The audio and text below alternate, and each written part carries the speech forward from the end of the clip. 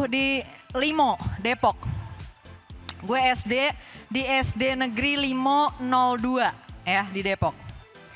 Nah SD gue ini gue langsung terang-terangan aja lah ya. SD gue ini isinya orang miskin lah. Bukan isinya anak-anak orang miskin. Ya termasuk gue. Rumah gue tuh yang tikus-tikus bisa lewat tuh. Ya karena gak tahu bolongannya di mana kita sampai gak tahu tuh. Tapi lewat aja tiba-tiba tikus di kamar gue tuh lewat tuh. Tikus-tikus gue tuh lewat. Jadi background kebanyakan teman-teman SD gue tuh pendidikan orang tuanya nggak yang terlalu tinggi gimana ya. Terus biasanya cenderung nggak bisa bahasa Inggris. Ada banyak insecurity di dalam diri anak-anak orang miskin ini. Jadi tiap kalau dibilang belajar bahasa Inggris, nggak mungkin bisa lah gue gitu.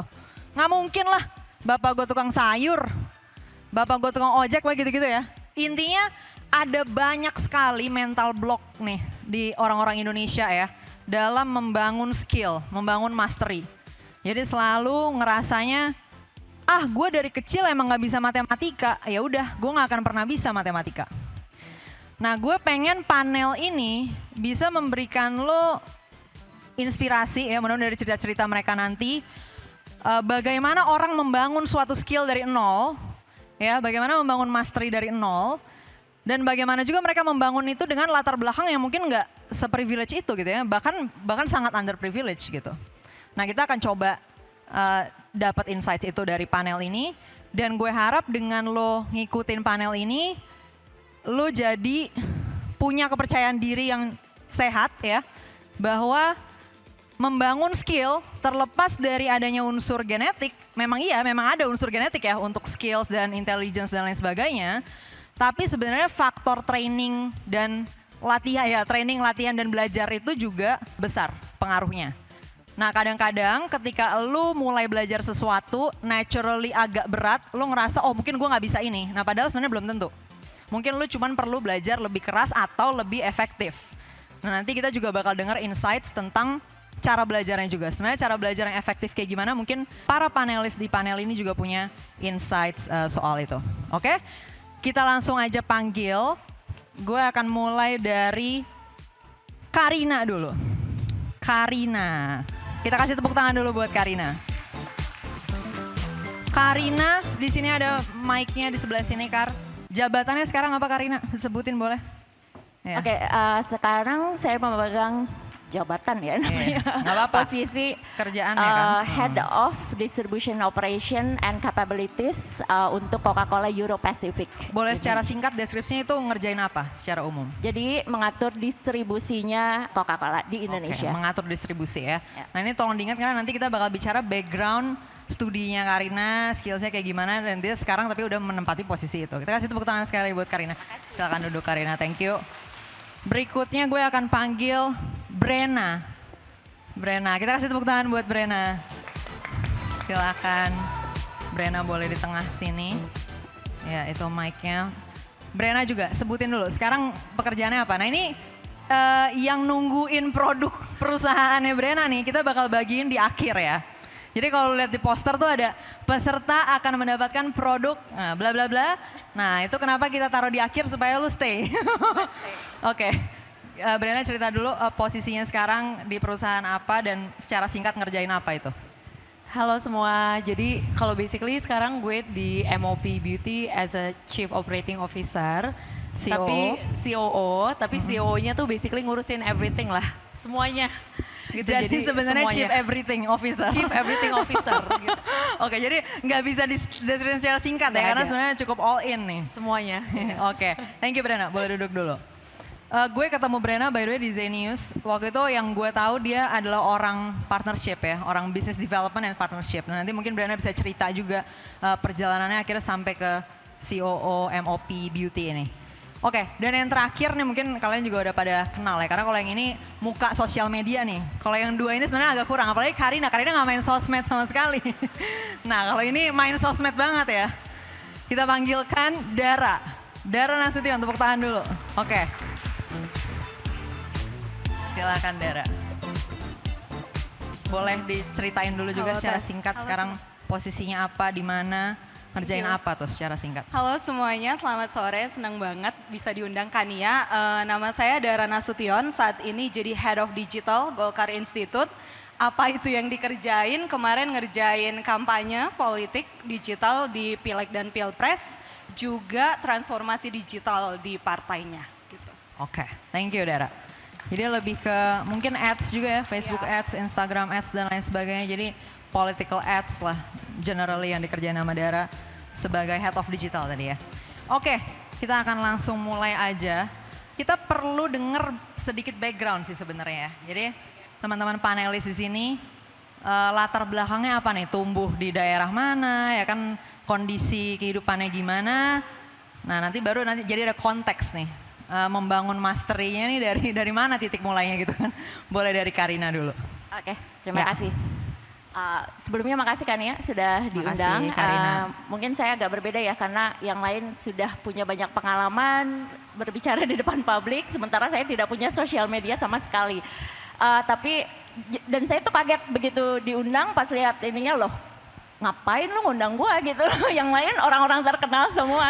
Tapi mudah-mudahan dengan begitu jadi kita lebih relate lah ya. Karena sebagai expert ya di sini ya, soalnya ini kan women as experts nih judul.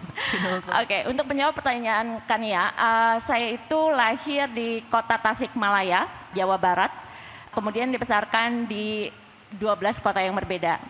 Sama kayak Kania, saya selalu sekolah pindah-pindah sih, tapi selalu di sekolah orang miskin.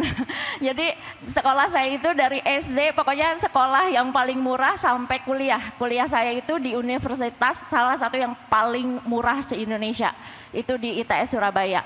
Dan saya cuma jurusannya apa Karina? Jurusannya matematika. Jurusannya matematika ya? Jurusan matematika jadi, nih. dari kecil saya suka matematika. Jadi jurusan matematika karena memang saya suka sekali dan sampai di situ saja. Jadi pendidikan saya cuma sampai S1 karena memang tidak mampu sih untuk lanjut ke S2 gitu.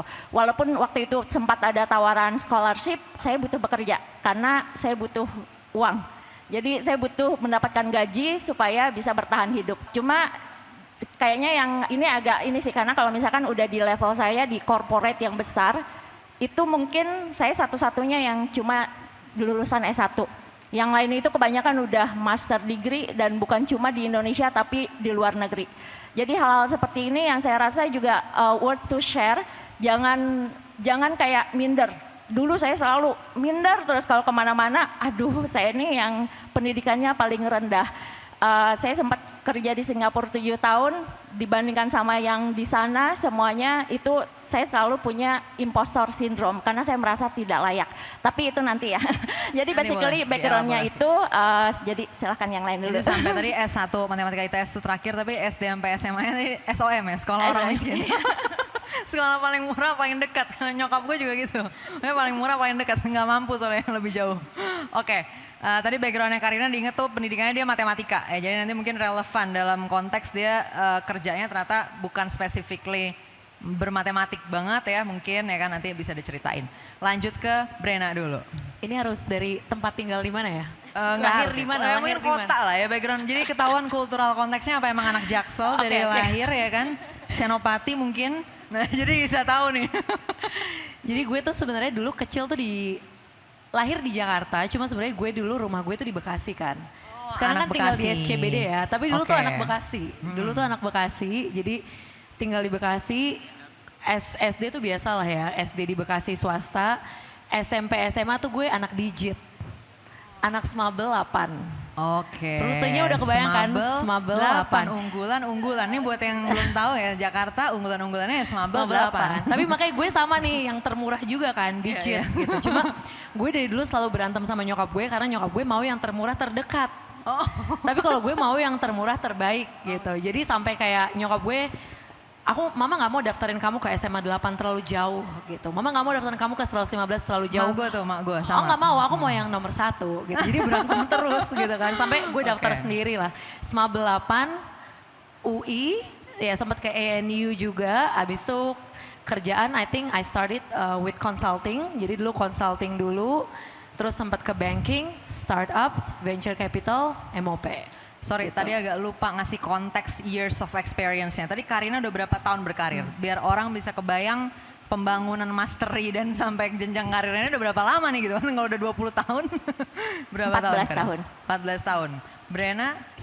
Gue tuh lulus 2000 2013 ya, berarti 11 lah. 11 tahunan ya, oke. Dara sekarang. Dara. Apa nih? Background tadi Backgroundnya. ya kan? Background, Jadi gue konteks. sama Kania ini udah lama banget temenan sekitar 13 berapa dari 2013 gitu ya, 11 iya, tahun. sekitar Dan 11 kita tahun. bonding over the fact bahwa kita sama-sama orang miskin.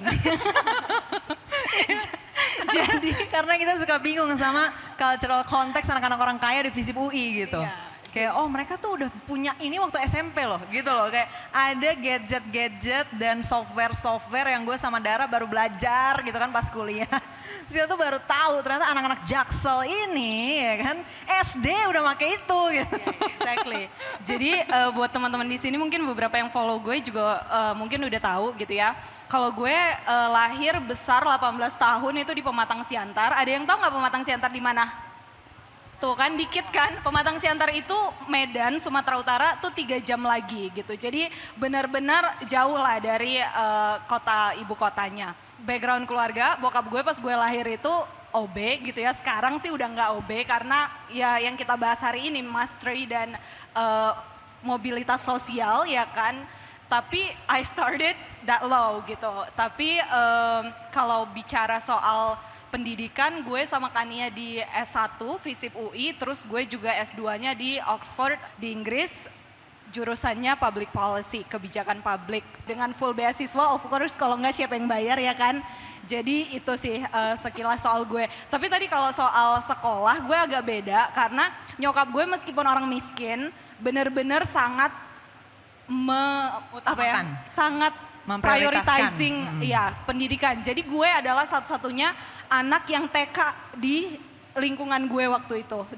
Tahun 2000 neighborhood gue nggak TK, nyokap gue bela-belain send me ke TK gitu. Jadi kayaknya itu yang bikin gue lumayan compounding, baca umur 4 tahun dan lain-lain, jadi baca Lumayan banyak. mirip juga dari bagian itu. Iya kan? Teman-teman gue di sekolah dulu pada nggak beli buku teks. Nyokap gue beli, lumayan memprioritaskan juga. Jadi nyokap gue tuh yang penting ngutang-ngutang nggak apa-apa deh, yang penting kamu sekolahnya bagus gitu. gue SD swasta sendirian gaya banget gitu. Orang-orang SD negeri, gue SD swasta, tapi pas SMP karena nyokap gue ngelihat, oh kayak kamu rankingnya bagus deh, bisa deh masuk sekolah yang murah dan bagus. Makanya gue abis itu langsung ke sekolah negeri sampai SMA, sampai kuliah juga. Kuliah juga masih BOPB kan, mengajukan ya si keringanan dan lain-lain itu. Jadi that's my background. Jadi tadi kalau Karina backgroundnya matematika, tadi studinya ya. Dara di FISIP, Brena di ekonomi. FE ya berarti? Jurusannya tapi ekonomi ya berarti? Ilmu ekonomi. Oh ilmu ekonomi backgroundnya, oke. Jadi ilmu ekonomi, matematik, komunikasi ya di FISIP ya Dara? Public policy. Di S2-nya baru public policy, jadi komunikasi dan public policy. Oke. Nah, kita mau ngobrolin tentang starting point-nya nih. Jadi ketika kan sekarang teman-teman di sini ibaratnya panelis-panelis di sini tuh udah punya domain mastery lah gitu ya. Sehingga makanya that's why lo bisa menempati posisi yang lo tempati sekarang. Ya kan, hopefully kan dengan begitu ya, maksudnya dengan adanya mastery gitu kan. Nah, pengen dong diceritain misalnya secara singkat gitu ya, briefly. Mulainya dari mana sih kalau misalnya dibilang skill yang paling nampol, paling ternyata mendukung banget nih karir gue sekarang dan apa yang gue kerjain sekarang, gue mulai titik nolnya di sini dan gue belajar ini sampai akhirnya gue bisa skill gue di level sekarang gitu. Boleh dari Karina lagi. Oke, boleh. Sebelum kesana mungkin dijelaskan dulu ya, expertise saya itu apa sih? Sebenarnya Boleh. not like very specific. Expertise saya itu di operation team management, project management, dan juga ya basically people development sih, juga credit management juga ada. Jadi kayaknya waktu Kania invite mungkin maksudnya expertise-nya di finance kali ya, karena saya 13 tahun di finance. Tapi Justru itu Karina tuh gue liat expertise-nya banyak banget.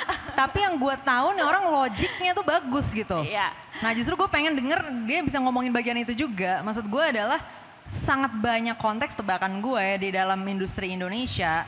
Itu bisa jadi lu justru butuh skill yang sangat basic saking itu tidak adanya gitu loh di Indonesia Raya ini. Nah maka gue pengen denger Exactly. Karina yang ngomong. Karena Iya, kan kalau gue iya. posisinya nggak tinggi ya. Jadi Iya, gue pengen nih itu dari ke leader situ. industrinya nih yang ngomong nih. Ya, Silakan. akan ke situ. Nah, dengan ekspertise yang tadi kayak apalagi operation team management dan project management itu sebenarnya tidak hanya bisa menduduki satu posisi gitu. Jadi bisa pindah di posisi di perusahaan yang sama atau pindah-pindah ke perusahaan lain. Sebenarnya yang kenapa bisa melakukan itu simple. Tadi yang Kanina bilang logika. Kenapa saya juga mengambil matematika karena dari kecil itu sangat tergila-gila dengan yang namanya logika. Kalau menurut saya sih harusnya nggak disebut tergila-gila ya karena logika itu harusnya sudah ada gitu loh di otak kita ya namanya harus selalu melihat kalau A ya kenapa bisa A gitu kan jadi ada sebab akibat atau misalkan 1 tambah 1 sama dengan 2 it's as simple as that. Dari kecil saya banyak bertanya dan untungnya di support sama orang tua. Memang kita bukan maksudnya yang banyak duit tapi mereka selalu support saya dengan buku. Jadi mereka tahu saya tuh suka banget membaca. Jadi dari kecil disupport dengan buku. Kalau ulang tahun dikasih hadiahnya itu kalau enggak ensiklopedia karena kita belum ada Wikipedia atau enggak kamus bahasa Inggris karena belum ada Google Translate. Dan saya mau berterima kasih sih karena berkat ini nih ibu saya ada di sana. Jadi terima kasih ibu Kasih tepuk karena tangan supportnya dulu buat ibunya Karina. buku-buku yang diberikan yang ini ya. Jadi sangat support saya sekali. Tapi mereka juga agak kewalahan karena saya itu banyak sekali bertanya menanyakan hal-hal yang kenapa di masyarakat kita tuh diterima dengan mudahnya. Tapi menurut saya itu nggak logis gitu. Saya sampai kasihan sih saya ingat banget dari kecil ngasih banyak pertanyaan akhirnya ya udahlah saya berhenti bertanya karena tahu sampai kayaknya orang tua saya sempat dipanggil sama guru karena katanya Karina terlalu banyak nanya di kelas dan pertanyaannya itu terlalu kritis sehingga itu bisa memacu anak murid yang lain. Itu saya masih SD deh didatengin ke rumah saya ingat banget ibu saya bilang iya ibu guru bilang jangan terlalu banyak nanya. Nah itu sebenarnya juga yang membuat saya itu jadi lebih jeli karena saking kritisnya, saking logisnya itu menjadi jeli dengan kalau ada situasi-situasi yang menurut saya ini tidak benar dan harus diperbaiki. Dan saya akan cari tahu bagaimana cara memperbaikinya. And apparently ini sesuatu yang ternyata masih jarang ditemukan di perusahaan-perusahaan. Jadi begitu saya masuk ke dunia company, saya lihat something wrong dan saya itu bukan orang yang bisa diam aja gitu loh. Saya propose ini proyeknya kita harus isunya ini masalahnya apa dan bagaimana kita harus memperbaiki. Banyak sekali ini isu yang kayaknya sampai sekarang pun saya melihat orang itu bisa maksudnya pintar mengkritisi tapi nggak ngasih solusi. Cuma kritis aja, apalagi kalau di sosial media udah biasa lah ya, lu dikritis banyak orang atau misalkan banyak yang mengkritis pemerintah kita ABC, tapi ada nggak sih gitu bisa memberikan solusi nggak? Ada nggak andil upaya apa yang bisa kita coba berikan untuk melakukan improvement, efforts-nya apa aja. Nah itu yang membuat saya sepertinya berbeda, jadi bukan cuma soal logikanya tapi juga duit gitu loh. Jadi berikan perubahan itu. Dan dari dulu saya dari kecil itu sebenarnya dari sejak SMA sudah mulai melakukan banyak pekerjaan berbeda-beda dari mulai penyiar radio sampai terus jurnalis gitu kan, mulai menulis. Kemudian saya jadi manajer band, pokoknya macam-macam. Terus waktu kuliah saya jadi asisten dosen ngajarin kalkulus sama visual C++. Jadi segala macam saya jalani. Dan yang saya pelajari adalah apapun kerjaan kita itu sangat penting dan pasti memberikan impact. Jadi we have to do our best dan yang paling penting adalah work ethic. Jadi etos bekerja itu penting gitu loh. Kalau misalkan mau shining dan again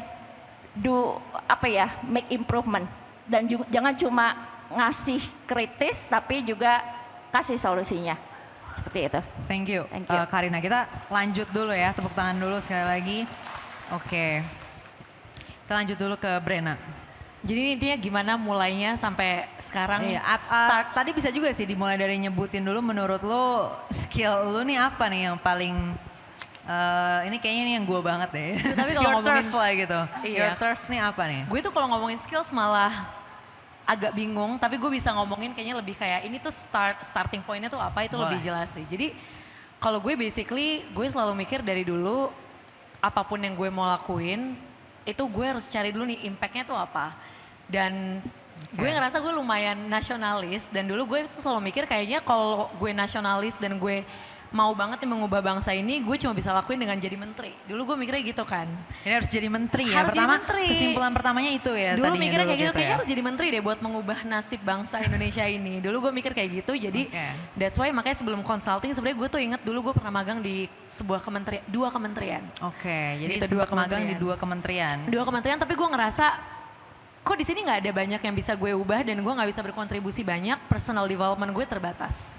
Sehingga gue banting setir ke consulting dulu di BCG, dan itu kayak langsung kebalikan banget kan. Lo skill lo banyak banget, you learn a lot, cuma kayak nggak ada yang gue ubah nih dari sisi kenegaraan. Gue ngerasa kayak bangsa gue nggak berubah, yang berubah nih si perusahaan multinasional ini aja menurut gue. Jadi gue kayak si kapitalis ini aja nih, ini perusahaan negara gue multinasional gitu-gitu gue aja, bantu, tapi kalau negara gue kerjaan ini, gitu-gitu oke. aja. Jadi I think along my journey it's all about the combination of kayak my passion and my personal development gitu. Itu yang menurut gue harus balance. Gimana kayak gue bisa nemuin sesuatu yang I'm very passionate about, tapi juga gue bisa ensure my personal growth. Di situ ada roomnya nih, ada space-nya. Jadi bisa sama-sama berkembang nih. Gue ngejar sesuatu yang bisa nge-develop gue juga, dan impact-nya ada juga. Kenapa? Karena kalau misalnya sesuatu yang basically gue bisa banget lakuin dan gue bisa banget develop, maksud gue gini, justru menurut gue tuh bisa banget develop ketika sesuatunya tuh emang gue care banget kan. Jadi kalau kayak misalnya let's say abis dari consulting terus gue pindah ke startups, mulai dari Mapan kan dulu juga we're helping kayak local entrepreneur, women entrepreneur, and then Zenius juga itu kan education. Jadi kayak my company's problem, it's my own problem gitu. Dengan gue ngerasa kayak it's my problem, I'll do whatever it takes to solve it gitu. Jadi problem solving gue tuh jadi makin all out gitu. Jadi gue bakal kayak I'll do whatever it takes, gue ambil semua data, gue harus benerin ini. Jadi only because gue passionate banget sama kerjaan gue bisa ngelakuin itu tuh sebaik mungkin gitu. Dan ini tuh sama kayak misalnya abis itu gue pindah ke VC, dan VC gue maksudnya even though ini venture capital ya, gue itu sempat berkontemplasi, ini gue kerja di investment company venture capital yang emang fokusnya tuh return duit, cuma kan we are investing in local companies gitu, yang dimana ini semuanya tujuannya buat mengharumkan nama Indonesia. Dan sama banget pas gue ketemu Tasya setelah gue di VC, dan Tasya tuh teman SMA gue by the way, dan gue ngelihat kayak banyak banget brand-brand Cina di beauty sekarang, mungkin beberapa dari kalian pakai, gue lagi berusaha nggak pakai sama sekali FYI. Tapi basically misi gue sekarang tuh kenceng banget, meskipun MOP tuh kita jualan produk dan sangat profit oriented, tapi actually justru misi gue tuh gue mau semua orang di Indonesia tuh pakai produk lokal. Jadi local brands, gimana lo memperjuangkan lokal produk exactly. lah ya. Jadi itu starting point-nya untuk sekarang itu lewat industri beauty gitu yang lo pegang sekarang. Betul. Oke, tadi kalau yang gue dapat take away-nya dari Karina tuh lebih ke arah kayak lo kritis boleh, it's a good thing, tapi lo juga harus coba mikir konstruk solusinya lah gitu ya. Coba bantu problem solvingnya juga. Dan kemudian dari Brena ada yang lebih ke arah kayak you do what you care about. Dan dari situ kayaknya itu akan menjadi energi untuk lo belajar dan belajar makin jago lagi doing the problem solving. Dara sekarang, gimana Dara? Kalau dari gue kan orang-orang kadang suka bingung tuh, kok lo bisa sih di Golkar Institute, sebelumnya gue di Big Tech gitu kan. Sebelumnya gue itu sebenarnya dari awal banget gue lulus UI 2013, memang gue udah selalu di politics. My first job itu adalah jadi konsultan politik di salah satu Polster, Saiful Mujani Research and Consulting. Jadi dari awal, dari kuliah gue tuh udah tahu mata kuliah yang paling menarik gitu ya buat gue di komunikasi, ya komunikasi politics gitu. Gue pas ketemu dosen gue, oh ini hal yang pengen gue lakuin. Tapi setelah sekarang gue ngerasa, kenapa ya gue kok segitunya into politics banget gitu, kerja-kerja politik, kenapa gue sepeduli itu? Karena ternyata pas gue di Pematang Siantar, yang bisa bikin gue sampai sini adalah karena gue dulu baca buku. Gue dulu suka banget bobo kan. Jadi di antara keterbatasan keluarga gue, nyokap bokap gue tuh beliin gue bobo. Terus dari bobo itu gue tahu Jakarta itu kayak gimana sih? Ya kan, di Jakarta itu ada apa sih? Dan kayaknya di Jakarta seru ya, kok Jakarta itu ada hal-hal yang di tempat gue nggak ada. Zaman dulu bioskop aja nggak ada di tempat gue. McD nggak ada, cuman ada KFC, itu pun kita nganggapnya udah mahal. Tapi karena ada Bobo, ada bacaan-bacaan lain, gue ngerasa kayak, oh iya ya, things don't have to be like this. Ada hal yang bisa lebih baik di luar sana yang mungkin kita bisa pursue. Nah dari situ lo gue pengen kayak kuliah harus di Jakarta, kuliah harus di UI dan lain-lain, itu juga mengusahakannya luar biasa gitu. Belajarnya lo tau gak kan, gue belajar bangun jam 3 pagi setiap hari untuk latihan soal-soal gitu kan, because I know I have to work harder than anyone else untuk sampai di UI. Tapi juga ketika gue sekarang udah di public policy dan lain-lain, gue mikir kalau aja pada saat itu di tahun 2000-2001 ada banyak perpustakaan yang bisa bikin banyak anak-anak pematang siantar bisa baca buku, nggak cuman gue. Mungkin yang kayak gue gitu ya, yang bisa sekolah dan lain-lain itu nggak cuman gue gitu. Kalau aja pada saat itu TK lebih murah, nggak harus ngutang-ngutang kayak bokap nyokap gue, mungkin yang akhirnya bisa melenting juga gitu ya, make the leap, itu lebih banyak, nggak cuman gue doang. Dan gue akhirnya nyadar bahwa yang bisa ngasih impact sesistematis itu ya dengan kerja-kerja politik, dengan dari kebijakan dan sistem gitu ya. Kebijakan dengan gue kayak sekarang working with many leaders gitu kan di daerah, di pusat gitu dengan anggota dewan dan lain-lain. Itu kita benar-benar kayak discuss gitu apa sih kebijakan-kebijakan yang bisa dilakukan ke depannya. Jadi sebenarnya itu sih kayak kalau gue pikir-pikir ya, kenapa sih I'm into politics dan dengan skill yang sekarang gue tekuni, karena balik lagi gue selalu ngerasa kayak nggak tahu deh teman-teman di sini yang anak daerah, there's always a bit of guilt feeling, kayak lo ngerasa bersalah nggak sih kok lo doang gitu yang di sini, kok teman-teman lo yang lo tahu, lo kenal kok nggak ada di sini juga gitu. Dan I think itu bisa jadi driven yang kuat banget buat teman-teman untuk ya sharpening your skills di bidang yang lo ngerasa bisa punya impact yang lebih gede untuk lo give back ke society. Oke, kita udah dengar tadi perjalanannya ya, dan apa tadi key ininya lah, drive-nya tadi yang bisa memotivasi mereka jadi bisa belajar terus. Mungkin kalau dari sisi Dara, dia menemukan bahwa ternyata banyak problem, solusinya harus sistemik.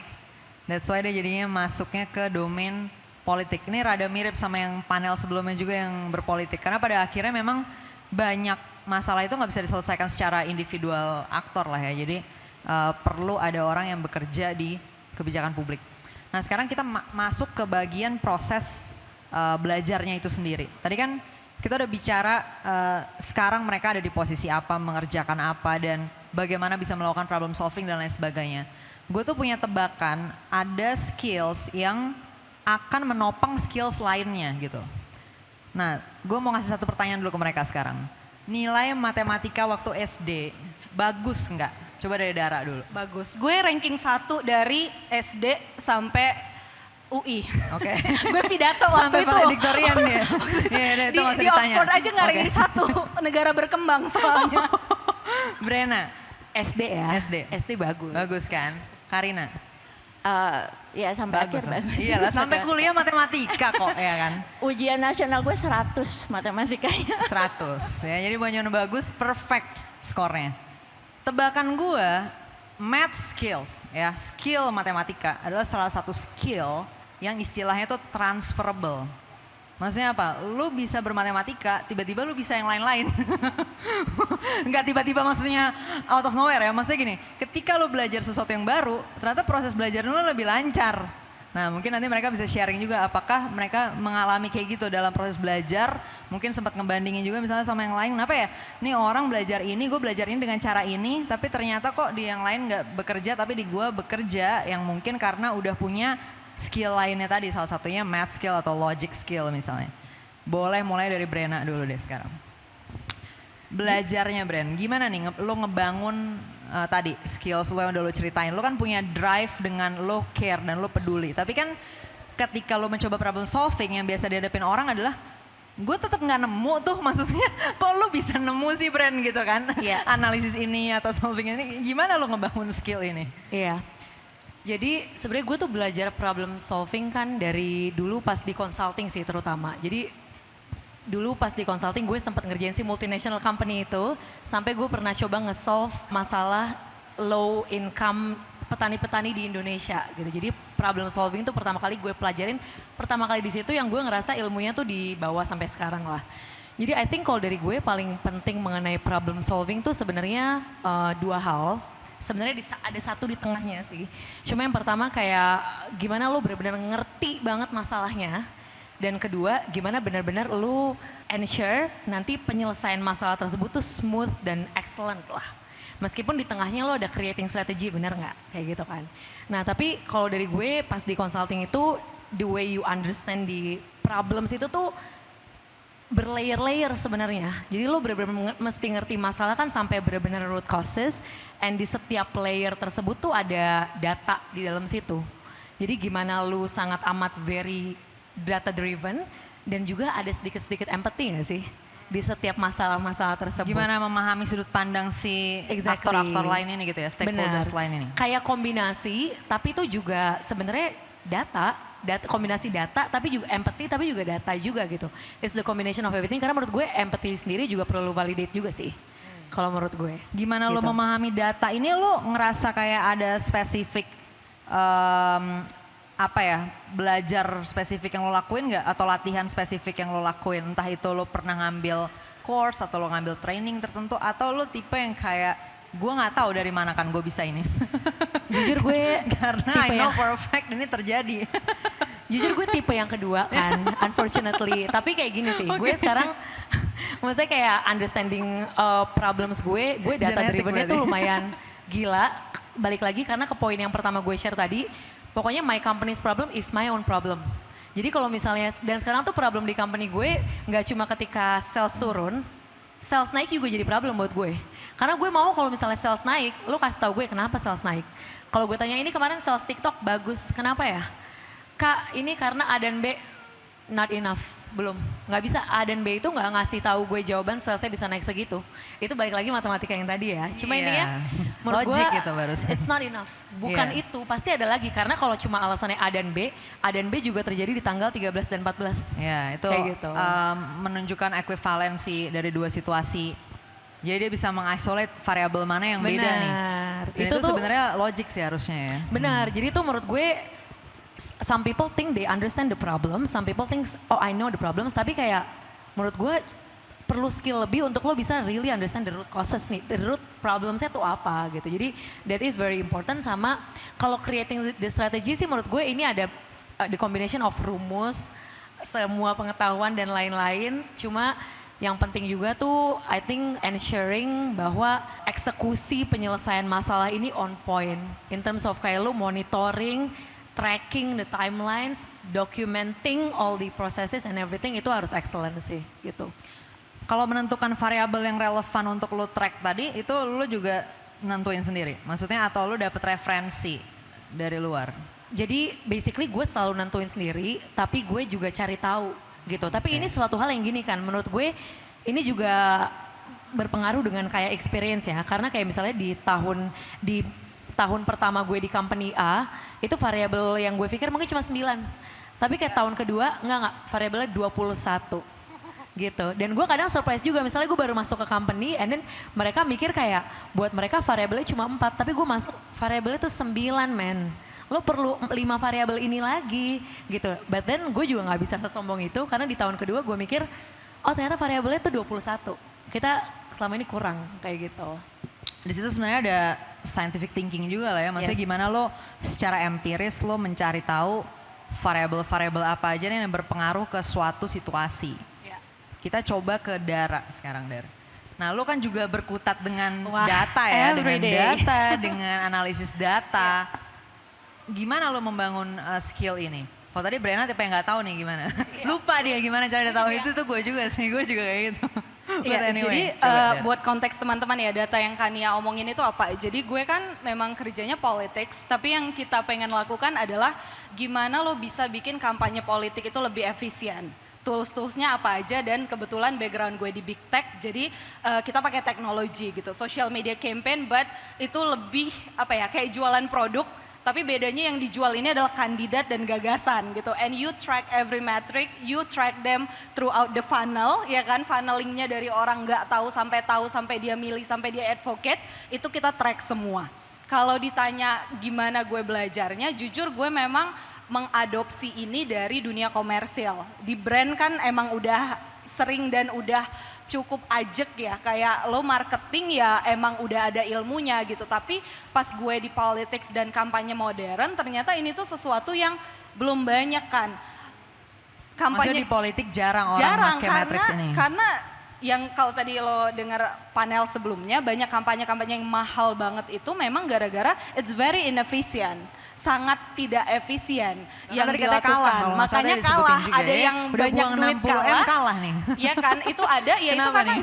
nggak efisien. Lo naro allocate resourcesnya di mana. Sebenarnya kan ada cara-cara yang bisa membuat resource 60M itu ditaruh di channel-channel yang lebih efisien dan di tracking secara serius gitu. Cuman memang ini hal yang baru sekali kalau gue bilang ya. Di luar, di US, di negara-negara lain, kampanye itu ya harusnya kayak gitu. Lo nge-track orang tiap hari, lo ajak dia ngomong dan lain-lain. Jadi ya gue agak menyatukan ilmu marketing yang di brand dengan ya teori-teori politik yang tadi. Tapi balik ke pertanyaan lo, sebenarnya skill awalnya itu apa sih? Gue dari SMA itu emang anak IPA dan setelah gue pikir-pikir emang gue tuh emang lebih anak IPA sih sebenarnya karena gue belajarnya fisika, math dan lain-lain. Cuman pada saat kuliah gue ambilnya IPC dan jadinya ke komunikasi FISIP. Tapi yang gue juga mau mengaminkan yang Kania bilang soal transferable skill itu, ketika gue anak IPA 3 tahun dan gue rankingnya bagus, pas gue mau masuk IPC kan, what I needed to do itu cuman sebulan belajar IPS gitu ya. Terus tiba-tiba gue kayak, oh gue paham gitu. Terus gue kayak, kok gue paham ya? Gue masuk UI, masuk Unpad sama masuk Undip waktu itu dari yang gue kalah SNMPTN ya teman-teman. Jadi itu juga drama lah, banyak drama. Tapi benar kata Kania gitu, kalau lo udah kuat fundamental skills, logik lo udah bagus, kayaknya itu gampang ditransfer ke yang lain. Sama satu lagi yang gue juga mau tambahin adalah sebenarnya reading comprehension ya kan, itu juga itu penting masuk fundamental banget. skills ya. Iya, itu masuk penting fundamental banget skills. yang kayak gimana lo membaca sesuatu dan lo mengerti dan sesimpel lo ngerti instruction gitu-gitu kan. Jadi menurut gue itu sih yang lumayan ngebantu untuk bisa ngebangun skill. Oke, kita lanjut dulu ke Karina. Kalau Karina gimana nih building skills-nya? Ya, gue akan ngomongin seputar matematika aja. Jadi kenapa waktu kecil itu pelajaran yang paling gue suka adalah matematika. Karena menurut gue matematika itu pelajaran paling gampang. Setuju. Setuju ya? Setuju nggak? Setuju nggak? Kenapa Iya, Tebakan gampang? gue sih setuju semua. Karena yes no gitu kan. Ada Paling gampang, jawabannya nggak butuh pasti. Exactly, nggak abu-abu. Iya. Nah, jadi kenapa gampang? Karena kita tuh nggak perlu ngafalin apa-apa sebenarnya. Iya, nggak butuh tahu, nggak butuh Matematika nginget itu apa-apa. perlu logika dan kita bisa bikin rumus sendiri. Kita dikasih problemnya ini, informasinya ini, kita bisa mikir kalau logikanya udah jalan, oke, rumusnya begini. Dan itu yang harus kita lakukan all the time ketika melakukan problem solving. Kita harus sudah tahu ini problemnya, informasi apa aja yang perlu kita perlukan ya. Jadi informasinya apa aja, kemudian kita bikin rumusnya nih, gimana supaya kita bisa solve the problem. Jadi itu yang bagi gua that's it. And selain itu, along the way, I realize that life is numbers game. Matematika itu di kehidupan kita every second in our life. Jadi realize it or not. Dan ketika gua makin realize itu, malah jadi makin makin semangat gitu loh, makin ini karena simpelnya gini. Tadi acara Velma, gue mau nyampe FX itu jam 12 misalkan gitu kan. Jadi harus bangun jam berapa, nanti perjalanan berapa jam. Itu kan kita udah menghitung, ya nggak sih? Mungkin dari tadi malam udah dihitung nih, itu udah matematika. Kemudian why life is numbers game? Karena yang namanya kita mau mencapai apa yang kita mau, kita harus try. Ada namanya ilmu probability. Probability-nya lebih besar kalau kita melakukan lebih banyak. Kita mau dapat pekerjaan yang bagus. Kirim lamaran itu ratusan. Kalau kirim lamaran satu, kemungkinannya berapa sih dapat kerjaan? 0.00 something persen. Kalau kita kirim lamaran 10, kemungkinannya sedikit lebih besar. 100 lamaran kita kirim, 200 lamaran. Saya dulu kalau cari kerja itu bisa ngirim tuh 500-600 lamaran. Saya nggak pernah dapat pekerjaan itu karena koneksi. Semuanya because of my efforts. Karena saya juga merasakan, saya ini cuma lulusan S1 di universitas di Indonesia. Dan waktu itu saya cari kerja di Singapura. How I can compete? I have to try and try. Saya pengen tahu dong, di sini siapa yang punya dating app? Tinder. Dating Angkat app, tangan dong, dating angkat app. tangan dong. Dia Jangan nggak mau malu, ngaku jangan deh. malu. Tinder Ini saya nggak mau ngaku ya, zamannya- kalaupun pakai. Zamannya dating app, Bumble, Tinder, apapun itu Kayaknya ya. nggak ngaku deh. Dia banyak yang taruh. Gua, I have my partners and I'm really proud of him. Kenapa? Karena I try. Swipe. Ya pastinya jadi kita itu lihat dong tipsnya. ya. Pastinya kita lihat profilnya. Oke, kayaknya cocok. Tapi kalau cuma swipe satu orang, kemungkinan untuk dapat partner yang kita mau, kemungkinannya kecil ya. Maksudnya oke, kita dapat kemungkinan nih, kita dapat ketemu orang. Tapi apakah akan cocok? Jadi untuk bisa cocok itu harus banyak supaya probability-nya lebih besar benar-benar ketemu seseorang yang kita ngerasa this is the one gitu, yang ngerasa ya paling pas gitu kan. Semangat banget kayaknya dia lagi coba di sini cowok-cowok yang lagi punya Bumble juga ini ada yang lagi semangat. Abis ini Paling ada depan. Velma Abis dating, ini, Velma iya, iya. dating. Jadi itu intinya life is numbers game, life is mathematics. Dan ketika saya menerapkan itu in everything that I do in my life, everything becomes so simple. Karena apa informasi yang saya perlukan, apa formula yang harus saya buat, then let's solve the problem. Itu. Thank you Karina. Kasih tepuk tangan dulu. Tepuk tangan Thank dulu. you. Soalnya kayak udah mulai pada zone out nih kan udah dari siang. Jadi emang kalau gue sendiri ketika ngerjain education ya, kebanyakan orang mungkin nggak tahu bagaimana mereka ngebangun skill mereka, gitu. Karena tiba-tiba udah bisa. Jadi lupa juga gimana caranya, gitu kan. Makanya selalu ada kayak semacam prinsipal lah gitu dalam among educators ya, bahwa learners don't know what they need, gitu. Karena ya of course ya kan kalau lu mau belajar sesuatu ya kalau lu udah tahu lu udah bisa. Dan kalau udah bisa lu nggak tahu belajarnya gimana. Jadi orang yang mempelajari learning lah yang biasanya ngerti ini gimana. Nah tapi tadi key takeaways itu sebenarnya cukup clear ya. Bahwa mereka ngebangun banyak tuh numerical skills di situ sebenarnya. Jadi lebih ke math skillsnya, logic skillsnya sama data inilah analisisnya tahu nih gimana mengisolate variabel sehingga bisa dapat variabel yang berpengaruh apa gitu kan. Dan itu ya sesimpel-simpelnya scientific thinking ya sebenarnya kayak gitu sih. Nah dan yang menarik juga tadi gue dengar kalau nggak salah Karina atau tadi Dara yang ngomong ya. Lu tinggal apply itu di semua hal sebenarnya gitu. Jadi mereka make otak yang sama ketika mereka kerja, ketika mereka ngelakuin data analisis dengan ketika mereka hidup gitu. Jadi mereka pulang beli bakso itu sama otaknya dengan yang mereka pakai buat ngelakuin tadi analisis masalah di Coca-Cola Euro Pacific gitu ya. Jadi jangan selalu mikirnya adalah ini kepake gak sih buat kerjaan gue gitu. Padahal kan most of your time itu lo hidup dulu ya bukan kerja dulu. Lo hidup, nyari pasangan, bikin decision segala macam. Ketika lo punya analytical skills yang kurang tadi mungkin misalnya salah-salah dalam ngelihat variabel bisa jadi decision lo juga jadi bermasalah.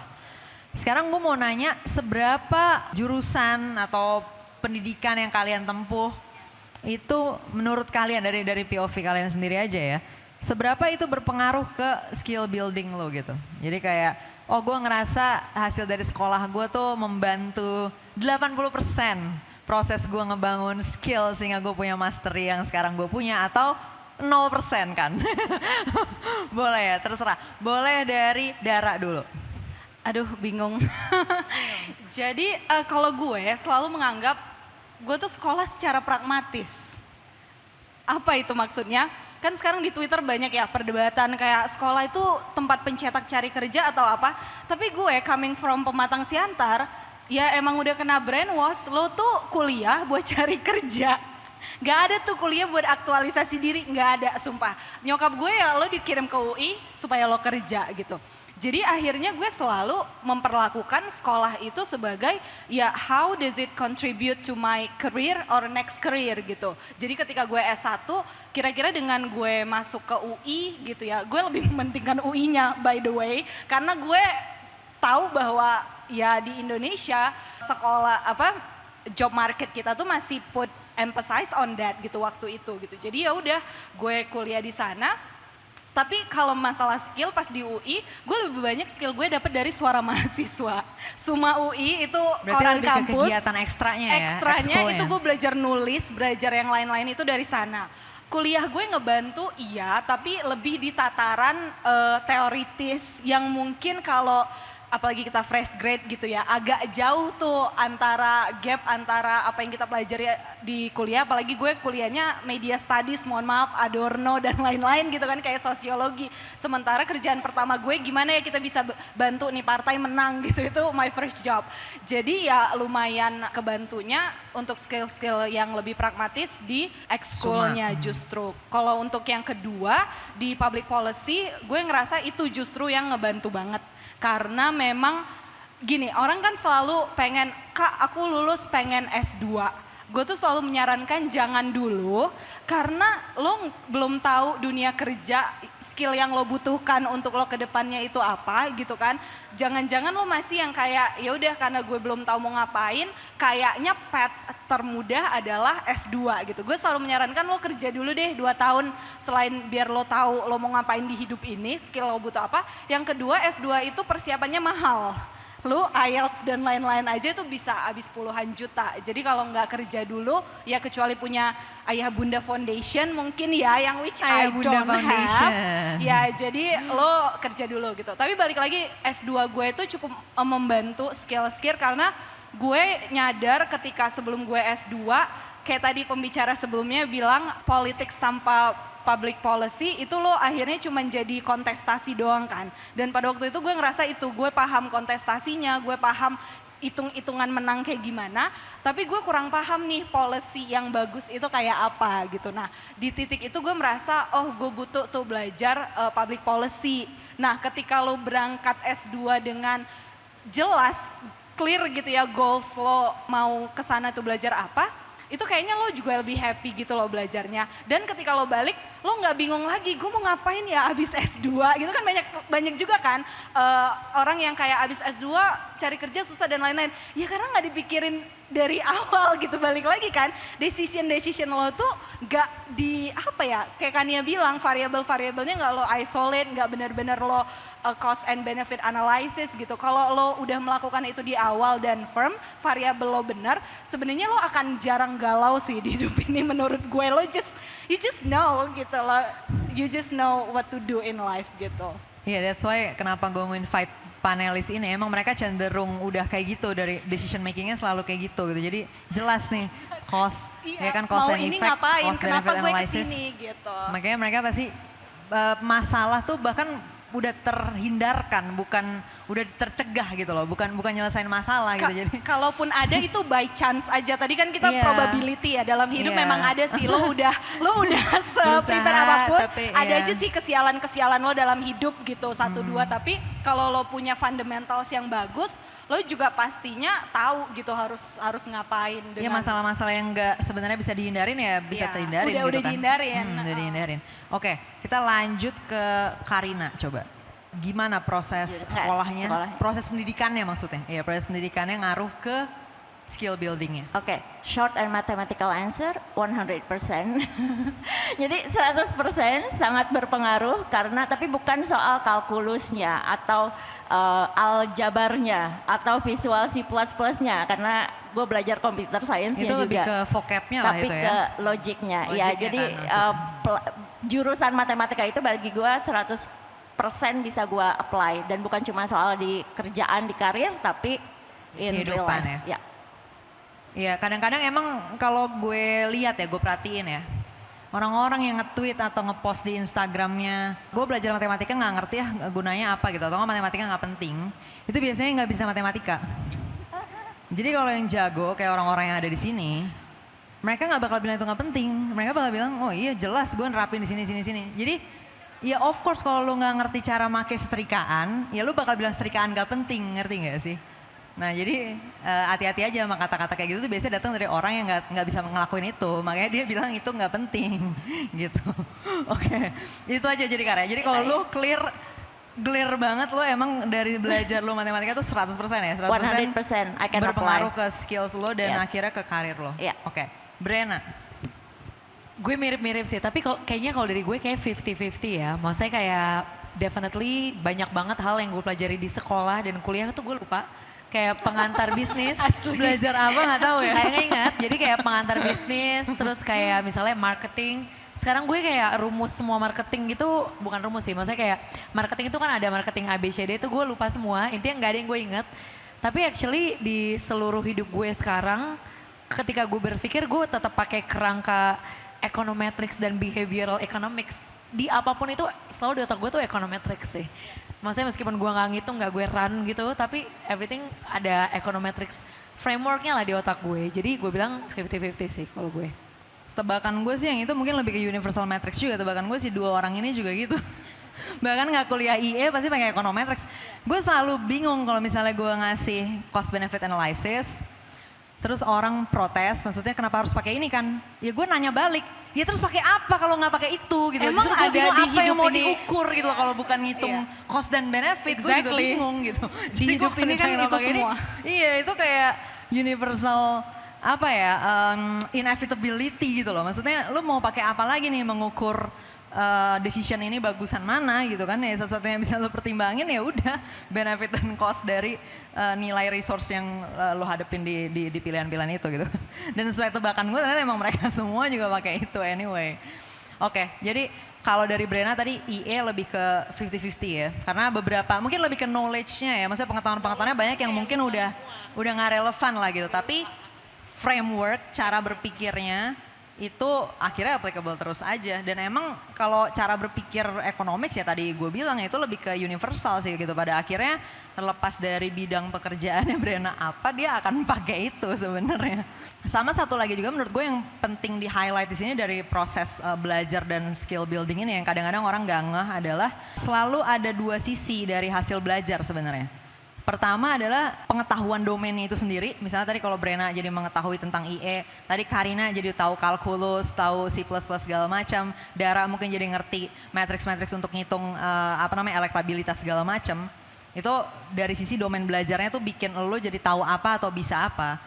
Tapi sebenarnya ada sisi satunya lagi, yaitu apa yang terjadi di otak lo ketika lo belajar ini gitu.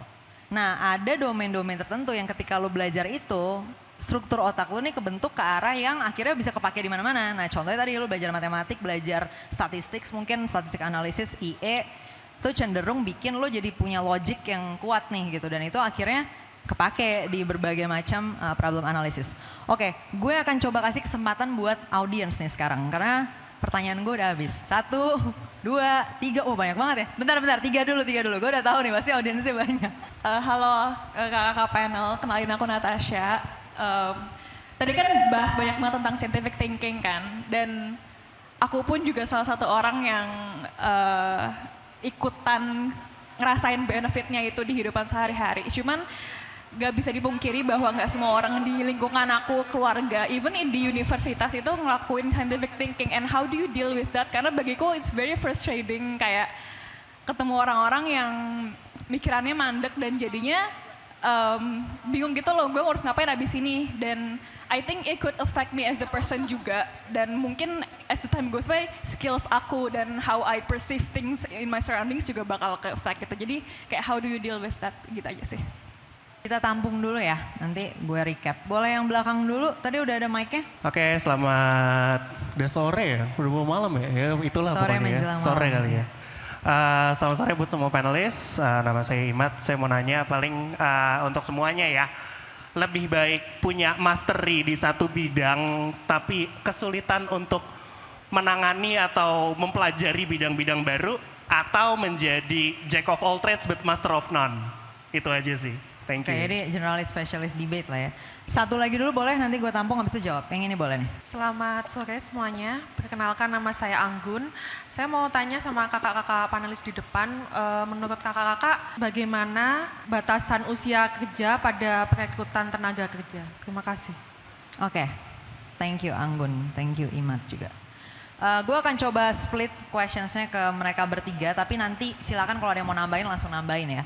Gue mulai dari pertanyaan pertama tadi dari Natasha, ada pertanyaan tentang scientific thinking.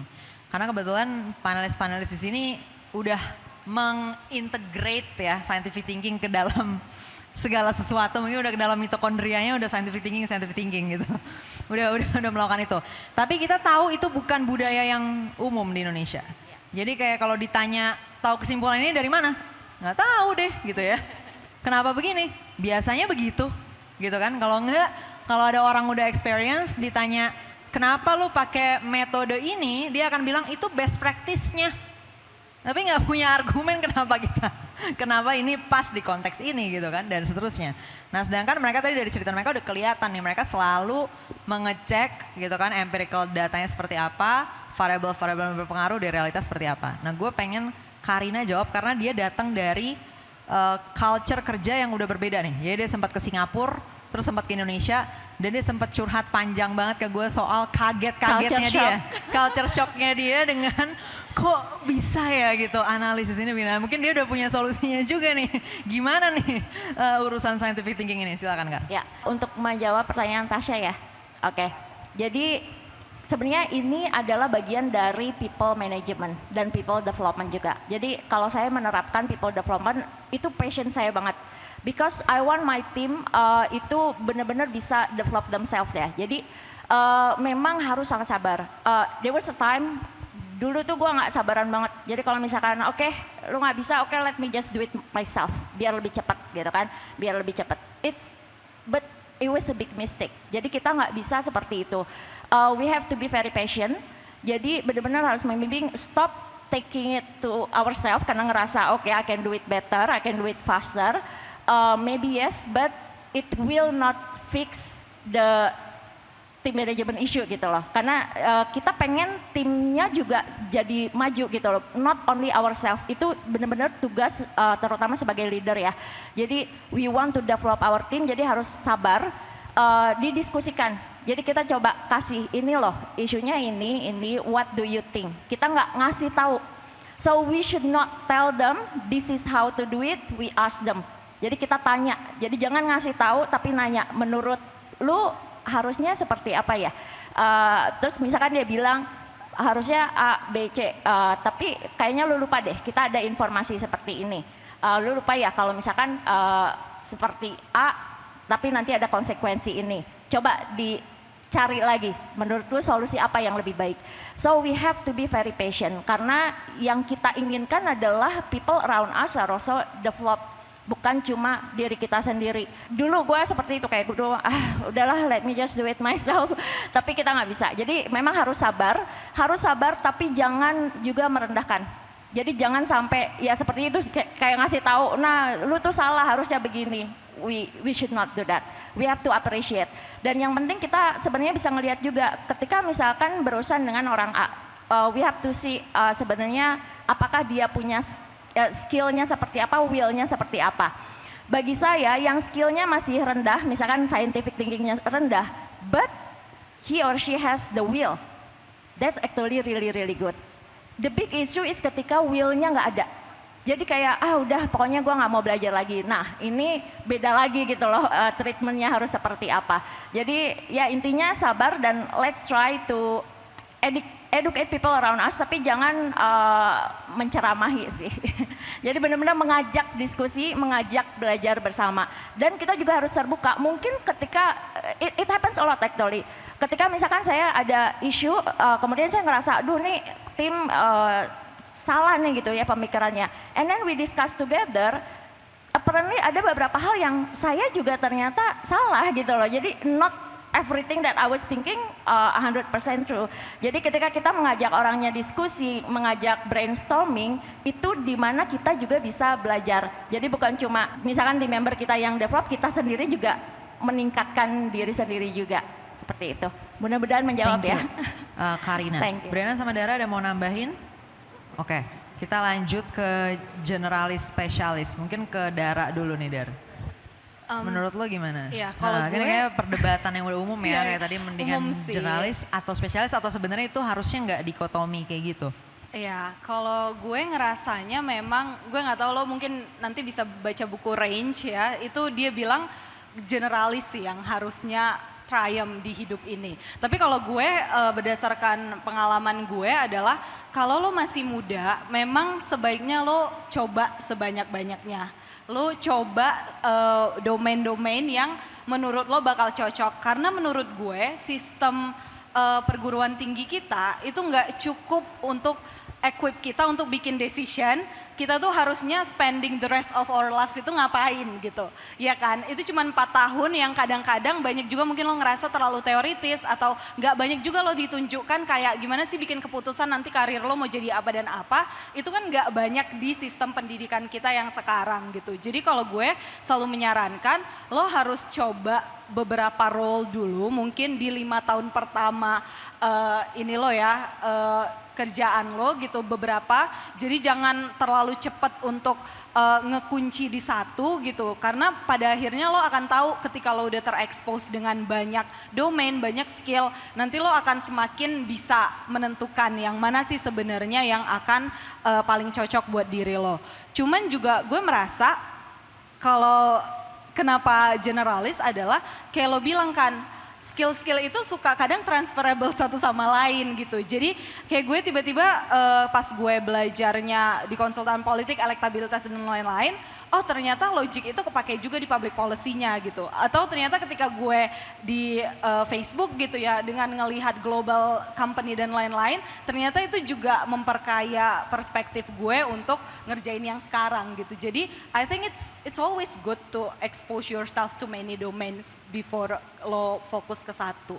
Oke, gue pengen nambahin dikit sih terkait si generalis spesialis ini. Kalau dari hasil kayak gue mengamati ya kebutuhan akan skills untuk mencapai suatu goals, gue lihat kecenderungannya justru harus dua-duanya. Jadi orang harus menjadi spesialis dan generalis. Maksudnya apa? Gini, biasanya untuk mengerjakan suatu task, lu bisa butuh skill di misalnya level 90 sampai 100, misalnya maksimal 100 ya. Level 90 sampai 100 di satu bidang, tapi lu butuh supporting skill di bidang-bidang lain misalnya level 40, 50 atau 30, 40. Nah jadi lu butuh campuran beberapa domain yang mensupport si specific skills lo ini. Misalnya kalau contoh misalnya kalau gue ambil backgroundnya Karina misalnya matematik nih. Nah gue misalnya jago banget lah, gue udah mastery banget di kalkulus misalnya gitu ya. Nah tapi untuk menyelesaikan masalah gue di bidang let's say finance, di bisnis, gue perlu punya skill di domain bisnisnya nih. Misalnya gue mesti memahami cara kerja bisnis gitu ya, inilah value creation lah gitu basically. Jadi cara kerja bisnisnya, and then misalnya apalagi yang lain nih, beberapa yang lain. Misalnya pemahaman manusianya, ya antropnya lah gitu, pemahaman market behavior gitu kan, human behavior. Habis itu apalagi, nah tapi levelnya nggak selevel kalkulus gue tadi gitu. Nah jadi sebenarnya kalau kalkulus gue berdiri sendiri, bisa jadi gue nggak bisa solve apa-apa gitu.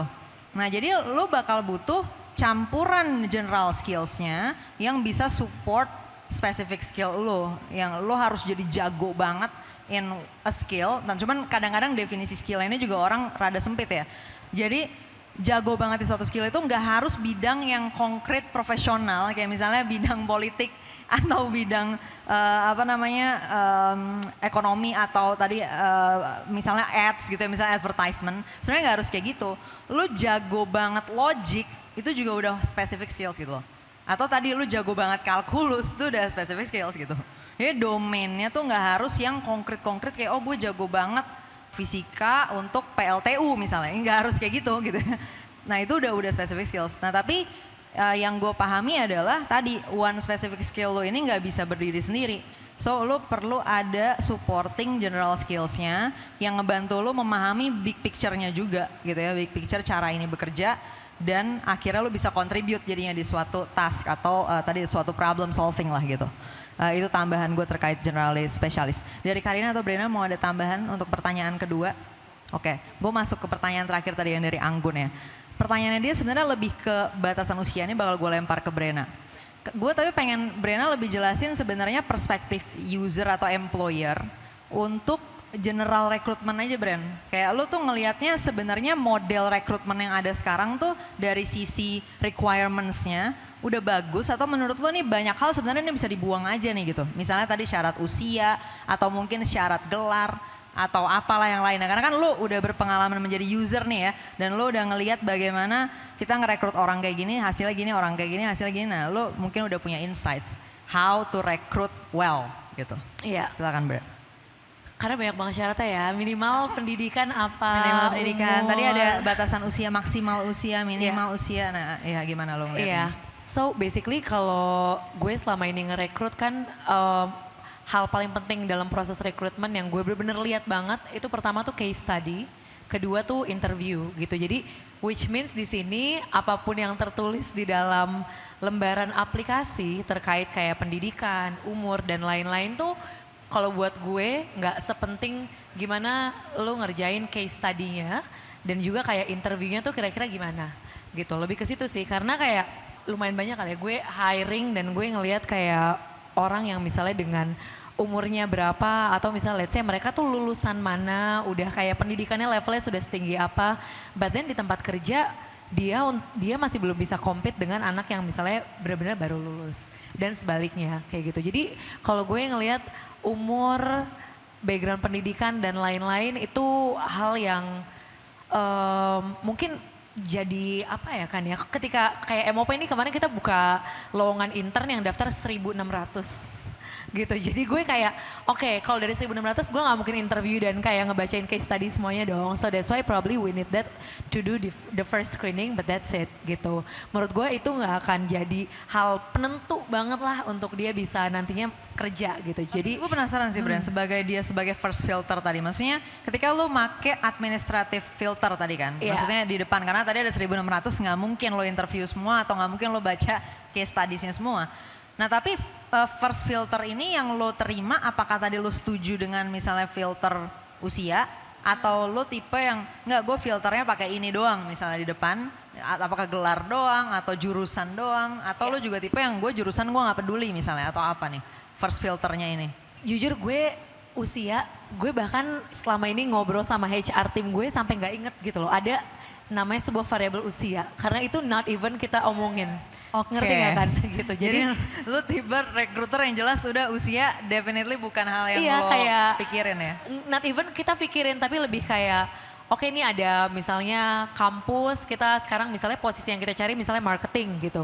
Dan dari marketing ini kita carinya kampusnya mereka yang dulu tuh lulusannya di bidang apa aja gitu. Misalnya dari 5 jurusan sebelumnya atau kayak mungkin 10 lebih luas lagi that's it gitu. Usia not even gue pikirin banget sih gitu. Berarti untuk batasan usia udah terjawab ya harusnya kalau menurut Brena sih harusnya enggak. Cuman tadi perlu first filter, applicants-nya banyak banget biasanya di depan. Jadi walaupun ideally sebenarnya kalau bisa dipertimbangin cuman si case study dan interviewnya, tapi kadang para recruiter dan user ini menerima ribuan aplikasi jadi mereka harus pakai first filter. Nah some of them yang mungkin tadi lebih accepted adalah jurusan emang ya. Jadi menurut lo kalau untuk jurusan likely mungkin masih lebih relevan untuk dipakai. Nah berarti kalau dari insights ini mungkin lo harus mikir-mikir tuh ya. Nggak bisa cuman kayak gue yang penting degree-nya UI gitu gelar apa namanya alma maternya.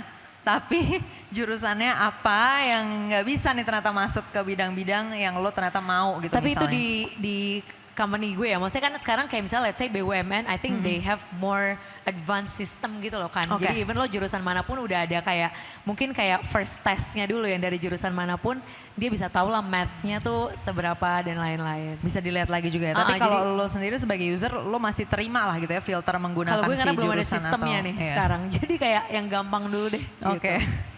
Yang lain mau nambahin mungkin Karina. Oke, Ya. silakan Karina. Jadi spesifik untuk yang mengenai umur ya. Jadi sebenarnya itu bergantung juga pekerjaannya ya. Jadi vakansinya apa. Kalau misalkan contohnya manajemen trainee memang ada selalu itu mau di perusahaan manapun pasti ada batasan umur. Karena biasanya untuk manajemen trainee mereka cuma mau yang baru lulus atau maksimal 2 tahun gitu ya. Lulus maksimal pengalaman kerja sebelumnya itu 2 tahun.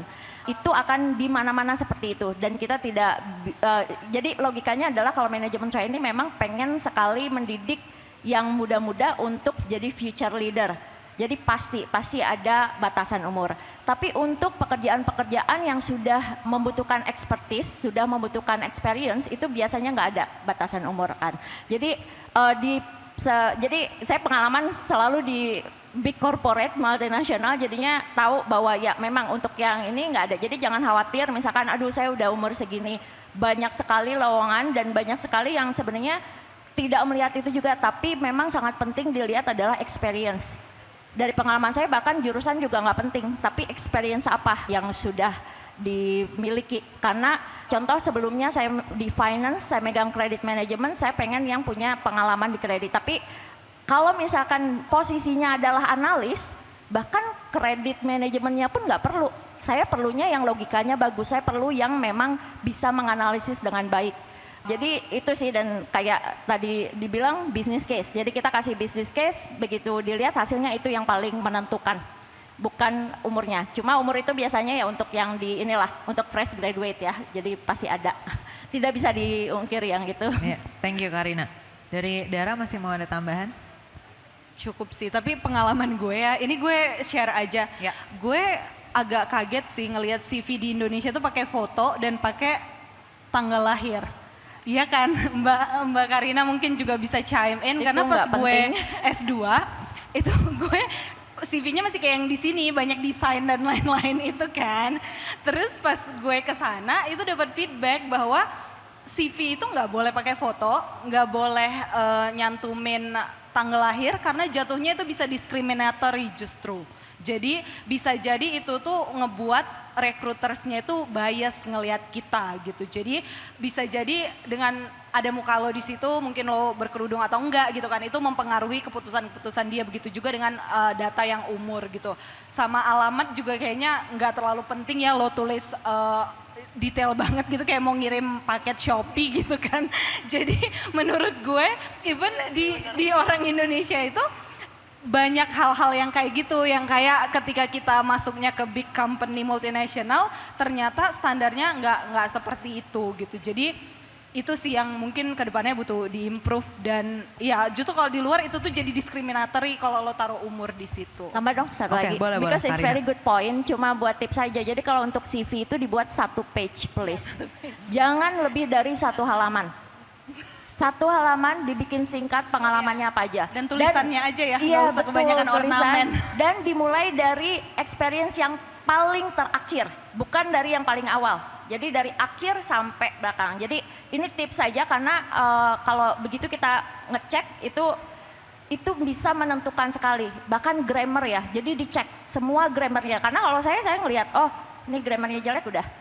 Gak peduli experience-nya apa, you don't know how to write a CV well. Yeah. Jadi pasti secara kerjaan juga nggak bisa 100%.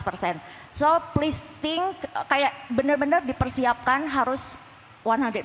Itu adalah dokumen yang kalau bagi kita yang kerja corporate itu salah satu dokumen yang paling penting gitu loh dalam hidup kita.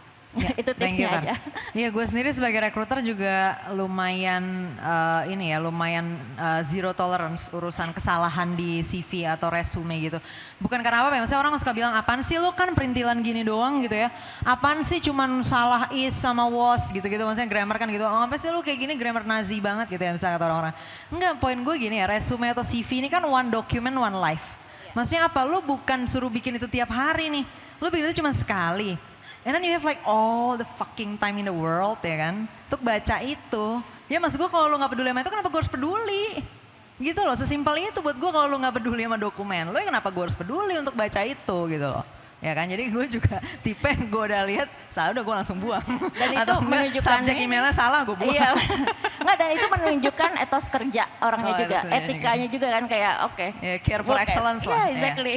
Oke, thank you Karina, Dara, dan Brena. Waktunya udah habis jadi gue gak bisa ambil pertanyaan Terima lagi. kasih Thank you, kita kasih semuanya. tepuk tangan dulu.